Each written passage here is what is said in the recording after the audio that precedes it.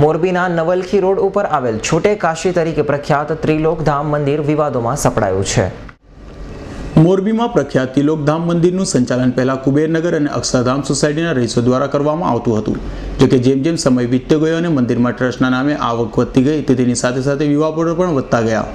મંદિર અને ત્રિલોકધામ સેવા આશ્રમ ટ્રસ્ટના સંચાલનમાં 5 કુબેરનગરના અને 2 અક્ષરધામ સોસાયટી મળી કુલ 7 સભ્યો ટ્રસ્ટી તરીકે ફરજ બજાવે છે।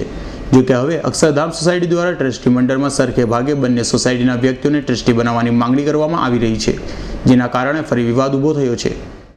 એટલે અમે હવે કીધું ભાઈ અમારા પણ 5 મેમ્બર રાખો, એટલે એ લોકોએ અમને હરધૂત કરીને એવું કીધું કે તમને 2, 5 શું 2 શું પણ એકેય રાખવા નથી, તમારો હિસ્સો જ અમારે અલગ કરી દેવો છે। વચ્ચે અમે દિવાલ બનાવી છે, તમે તમારામાં રહ્યો ને અમે અમારું કરશું।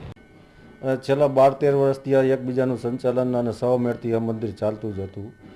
પણ અંગત કારણોસર 2 સોસાયટી વચ્ચે જ્યારે મંદુક થયું ત્યારે ન છૂટકે આ નિર્ણય લેવામાં આવેલ છે કે કુબેરનગરનો જે સાર્વજનિક પ્લોટ છે એ કુબેરનગર વાસીઓને આપી દેવામાં આવે છે અને અક્ષરધામનો જે સાર્વજનિક પ્લોટ છે એ અક્ષરધામ સોસાયટીને સોંપવામાં આવે છે।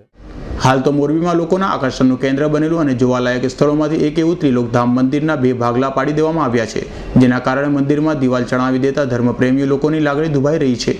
રવિ પોટવાણીનો રિપોર્ટ S9 ન્યૂઝ મોરબી।